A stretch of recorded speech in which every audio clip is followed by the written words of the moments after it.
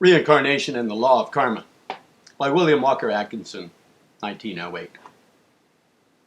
Chapter 6, The Modern West. Chapter 5 was the Hindus. This is Chapter 6, The Modern West. In the modern thought of the Western world, we find reincarnation attracting much attention. The Western philosophies for the past 100 years have been approaching the subject with a new degree of attention and consideration. And during the past 20 years, there has been a marvelous awakening of Western public interest in the doctrine. At the present time, the American and the European magazines contain poems and stories based upon reincarnation, and many novels have been written around it, and plays have even been based upon the general doctrine, and have received marked attention on the part of the public. The idea seems to have caught the public fancy, and the people are eager to know more of it. This present revival of attention has been brought about largely by the renewed interest on the part of the Western world toward the general subject of occultism, mysticism, comparative religion, Oriental philosophy, etc. in their many phases and forms. The world's parliament of religions, held at the World's Fair in Chicago in 1893, did much to attract the attention of the American public to the subject of the Oriental philosophies, in which reincarnation plays such a prominent part. But perhaps the prime factor in this reawakened Western interest in the subject is the work and the teachings of the Theosophical Society, founded by Madame Blavatsky some 30 years ago, and which has since been continued by her followers and several successors. But, whatever may be the cause, the idea of reincarnation seems destined to play an important part in the religious and philosophical thought of the West for some time to come. Signs of it appear on every side. The subject cannot be ignored by the modern student of religion and philosophy. Whether accepted or not, it must be recognized and examined. But the forms of the doctrine or theory regarding reincarnation vary almost as much in the modern West as in the various Eastern countries at present and in the past. We find all phases of the subject attracting attention and drawing followers to its support. Here we find the influence of the Hindu thought, principally through the medium or channel of theosophy, or of the yogi philosophy, and there we find the influence of the Grecian or Egyptian philosophical conceptions manifesting principally through the medium of a number of occult orders and organizations whose work is performed quietly and with little recognition on the part of the general public, the policy being to attract the elect few rather than the curious crowd. And again, we find quite a number of persons in America and Europe believing in reincarnation because they are attracted by the philosophy of the Neoplatonists or the Gnostics of the early Christian church, and favoring reincarnation as a proper part of the Christian religion, and who, while remaining in the bosom of the church, interpret the teachings by the light of the doctrine of rebirth, and as did many of the early Christians, as we have seen. The theosophical conception and interpretation appeals to a great number of Western reincarnationists by reason of its wide circulation and dissemination, as well as by the fact that it has formulated a detailed theory and doctrine, and besides claims the benefit of authoritative instruction on the doctrine from adepts and masters who have passed to a higher plane of existence. We think it proper to give in some little detail an account of the general teachings of theosophy on this point, the reader being referred to the general theosophical literature for more extended information regarding this special training, or teaching.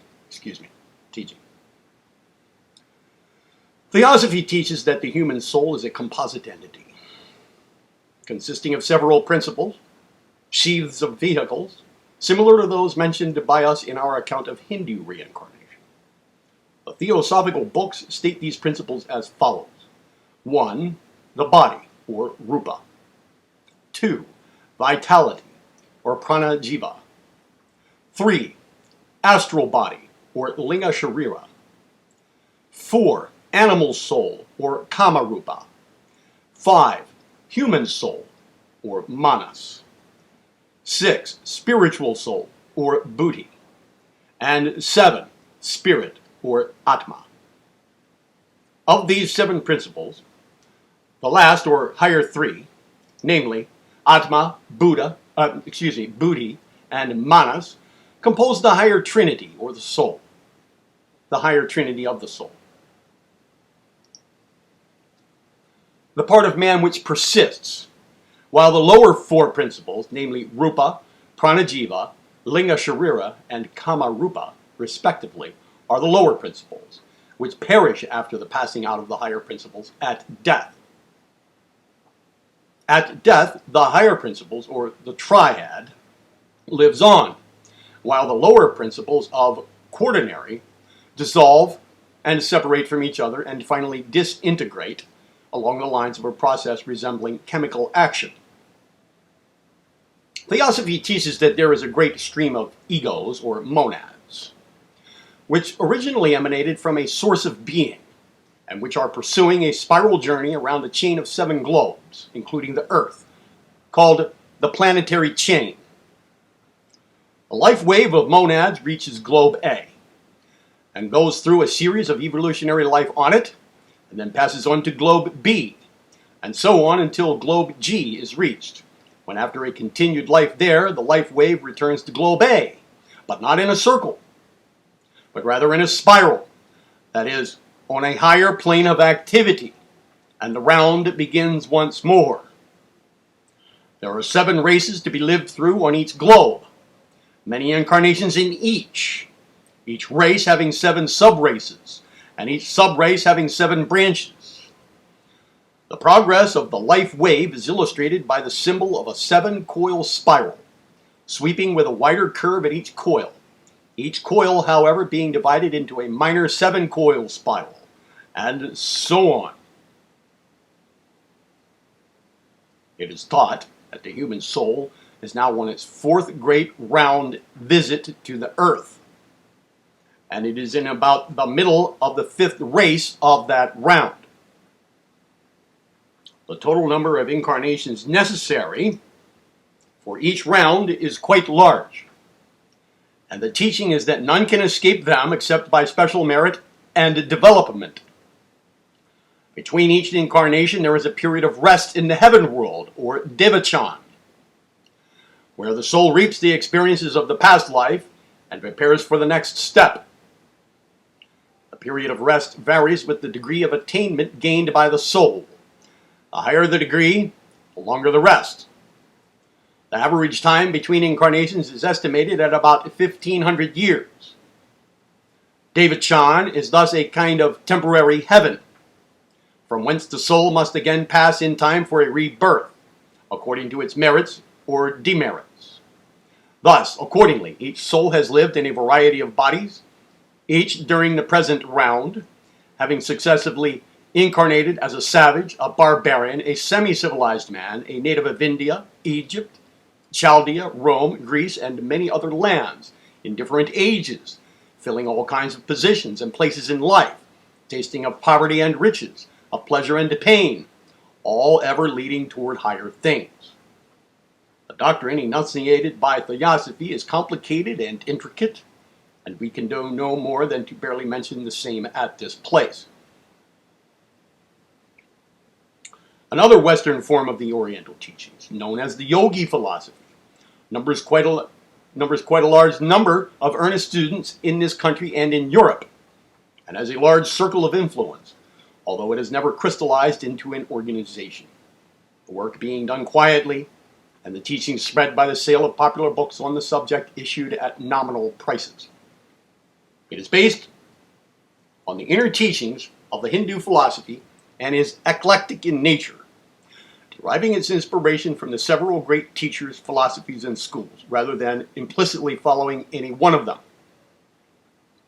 Briefly stated, this Western school of yogi philosophy teaches that the universe is an emanation from, or mental creation of, the Absolute, whose creative will flows out in an outpouring of mental energy, descending from a condition above mind, downward through mind, physical energy, and matter, in a grand involution, or infolding, of the divine energy into material forms and states. This involution is followed by an evolution, or unfoldment, the material forms advancing in the scale of evolution, accompanied by a corresponding spiritual evolution, or unfoldment of the individual centers or units of being, created or emanated as above stated.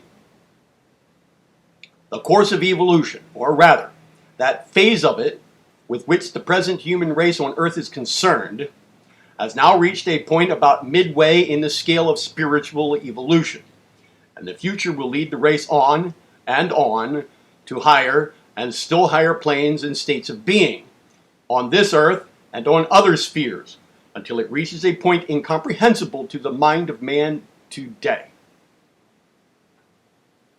And then still on, until finally the souls will pass into the plane of the Absolute, there to exist in a state impossible of present comprehension, and transcending not only the understanding, but also the imagination of the mind of man as we know him. The yogi philosophy teaches that the soul will reincarnate on Earth until it is fitted to pass on to higher planes of being, and that many people are now entering into a stage which will terminate the unconscious reincarnation, and which enables them to incarnate consciously in the future without loss of memory. It teaches that instead of a retributive karma, there is a law of spiritual cause and effect, operating largely along the lines of desire, and what has been called the law of attraction, by which like attracts like in persons, environments, conditions, etc. As we have stated, the yogi philosophy follows closely the lines of certain phases of the Hindu philosophies from which it is derived, it being, however, rather an eclectic system rather than an exact reproduction of that branch of philosophy favored by certain schools of Hindus and known by a similar name, as mentioned in our chapter on the Hindus. That is to say, instead of accepting the teachings of any particular Hindu school in their entirety, the Western school of the yogi philosophy has adopted the policy of eclecticism, that is, a system following the policy of selection, choosing from several sources or systems, rather than a blind following of some particular school, cult, or teacher. The yogi philosophy teaches that man is a sevenfold entity, consisting of the following principles or divisions. 1. The physical body. 2. The astral body. 3.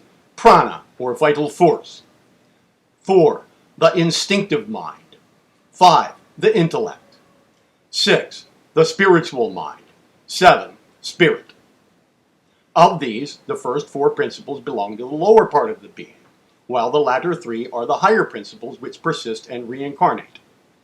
Man, however, is gradually evolving onto the plane of the spiritual mind, and will in time pass beyond the plane of intellect, which he will then class along with instinct as a lower form of mentality. He then using his intuition habitually and ordinarily, just as the intelligent man now uses his intellect, and the ignorant man his instinct intellect, and the animal its instinct alone. In many points the yogi philosophy resembles the Vedanta, and in others it agrees with theosophy, although it departs from the latter in some of the details of doctrine regarding the process of reincarnation, and particularly in its conception of the meaning and operation of the law of karma. There are many persons in the West who hold firmly to reincarnation, to whom the Hindu conceptions, even in the Western form of their presentation, do not appeal, and who naturally incline toward the Greek conception and form of the doctrine. A large number of these people are generally classed among the spiritualists, although strictly speaking they do not fit into that classification, for they hold that the so-called spirit world is not a place of permanent abode, but rather a resting place between incarnations. These people prefer the name spiritists, for they hold that man is essentially a spiritual being, that the spirit is the real man, and that which we call man is but a temporary stage in the development and evolution of the individual spirit. The spiritists hold that the individual spirit emanated from the great spirit of the universe, called by one name or another, at some distant period in the past, and has risen to its present state of man, through and by a series of repeated incarnations, first in the form of the lowly forms of life, and then through the higher forms of animal life, until now it has reached the stage of human life, from whence it will pass on and on to higher and still higher planes, to forms and states as much higher than the human state than man is above the earthworm. The Spiritists hold that man will reincarnate in earthly human bodies only until the spirit learns its lessons and develops sufficiently to pass on to the next plane higher. They hold that the planets and the countless fixed stars or suns are but stages of abode for the evolving spirit, and that beyond the universe as we know it there are millions of others. In fact, that the number of universes is infinite. The keynote of this doctrine may be stated as eternal progression toward the divine spirit. The Spiritists do not insist upon any particular theory regarding the constitution of the soul. Some of them speak merely of soul and body, while others hold to the sevenfold being, the general idea being that this is unimportant, as the essential spirit is after all the real self, and it matters little about the number of names or number of its temporary garments or vehicles of expression. Still another class of reincarnationists in the Western world incline more toward the Grecian and Egyptian forms of the doctrine than the Hindu.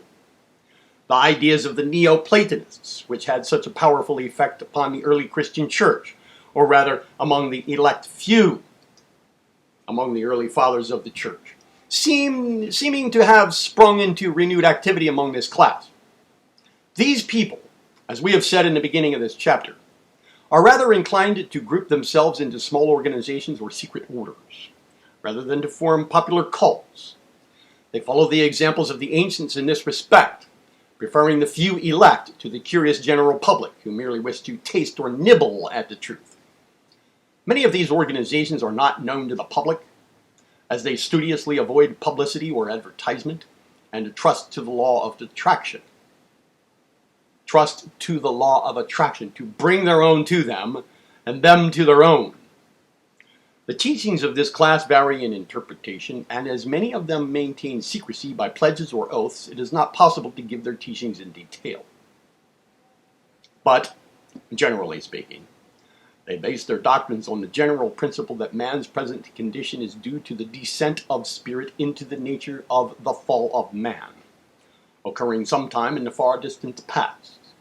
They hold that man was originally spirit pure and free, from which blissful state he was enticed by the glamour of material life, and he accordingly fell from his higher state lower and lower until he was sunken deep into the mire of matter.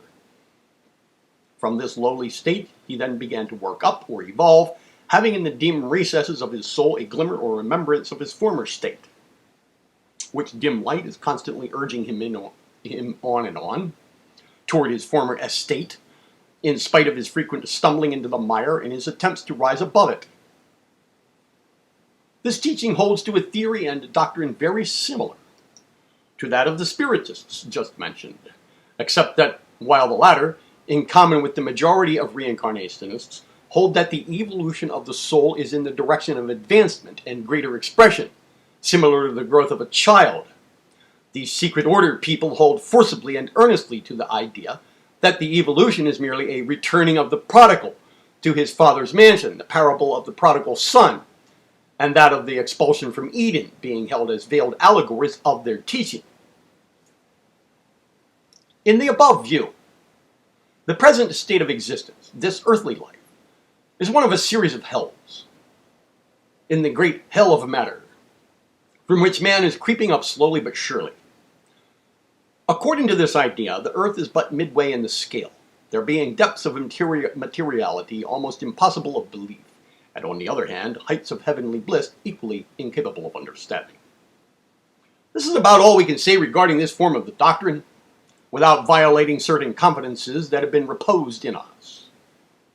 We fear that we have said too much as it is, but inasmuch as one would have to be able to read between the lines to understand fully, we trust that those who have favored us with these confidences will pardon us.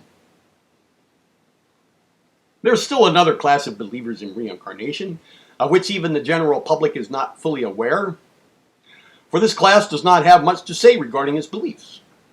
I allude to those in the ranks of the Orthodox Christian Church who have outgrown the ordinary doctrines and who, while adhering firmly to the fundamental Christian doctrines and while clinging closely to the teachings of Jesus the Christ, still find in the idea of rebirth a doctrine that appeals to their souls and minds as closer to their highest conceptions of immortality than the ordinary teachings of the resurrection of the body or the vague doctrines that are taking its place.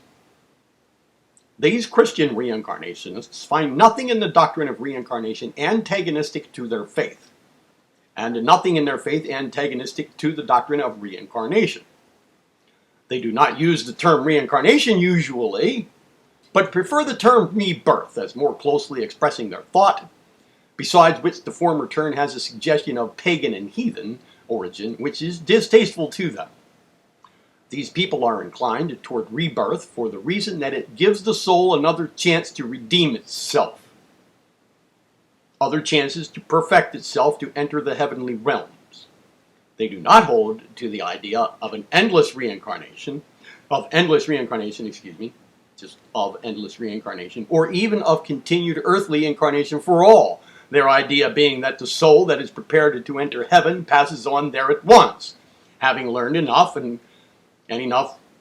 earned enough merit in the few lives it has lived on earth, while the unprepared, undeveloped, and unfit are bound to come back and back again until they have attained perfection sufficient to enable them to advance to the heaven world.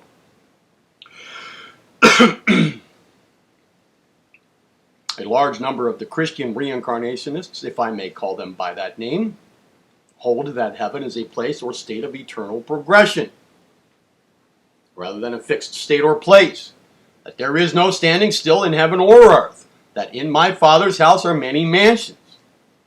To the majority, this idea of progression in the higher planes seems to be a natural accompaniment to the spiritual progression that leads to the higher planes, or heaven. At any rate, the two ideas seem always to have run together in the human mind when the general subject has been under consideration, whether in the past time or the present, whether among Christians or pagans and heathens, so to speak. There seems to be an intuitive recognition of the connection of the two ideas. And on the other hand, there seems to be a close connection between the several views of special creation of the soul before both, the single earth life and the eternity of reward or punishment in a state or place lacking progression or change. Human thought on the subject seems to divide itself into two distinct and opposing groups. There are quite a number of Christian preachers and members of Orthodox churches who are taking an earnest interest in this doctrine of rebirth and eternal progression here and hereafter. It is being considered by many whose church associates do not suspect them of being other than strictly Orthodox in their views. Someday there will be a breaking out of this idea in the churches, when the believers in the doctrine grow in numbers and influence. It will not surprise careful observers to see the church once more accepting the doctrine of rebirth and reinstating the doctrine of pre-existence, returning to two of its original truths, long since discarded by order of the councils.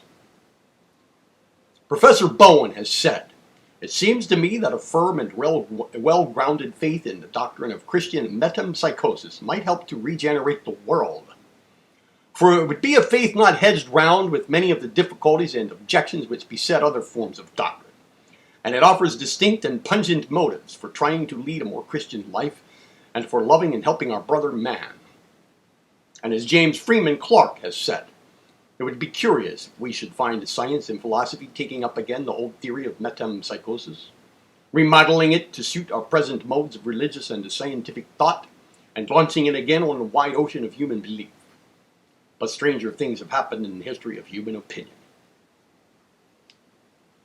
So, as we have said, there is a great variety of shades of belief in the Western world regarding reincarnation today, and the student will have no difficulty in finding just the shade of opinion best suited to his taste, temperament, and training or experience. Vary as they do in detail and theory, there is still some fundamental and basic truth of the one source, the one life, and reincarnation, reaching ever toward perfection and divinity. It seems impossible to disguise the doctrine so as to change its basic qualities. It will always show its original shape. And so it is with the varying opinions of the Western thought regarding it, the various cults advocating some form of its doctrine. The original doctrine may be learned and understood in spite of the fanciful dressings bestowed upon it. The truth is one. Men call it by many names. It may be of interest to Western readers to mention that some of the teachers of occultism and reincarnation hold that the present revival of interest on the subject in the Western world is due to the fact that in Europe and America, more particularly the latter, there is occurring a reincarnating of the souls of many persons who lived from 1500 to 2000 years ago and who were then believers in the doctrine. According to this view, those who are now attracted toward the Hindu forms of the doctrine formerly lived as natives in India, as natives of India. Those who favor the Grecian idea lived in ancient Greece. Others favor the Egyptian idea for similar reasons. While the revival of Neoplatism, Gnosticism, and general mysticism among the present-day Christians is accounted for by the fact that the early Christians are now reincarnating in the Western world, having been reborn as Christians according to the law of karmic attraction. In this manner, the advocates of the doctrine offer the present revival as another proof of their teachings. Chapter 7 will be Between and Beyond Incarnations.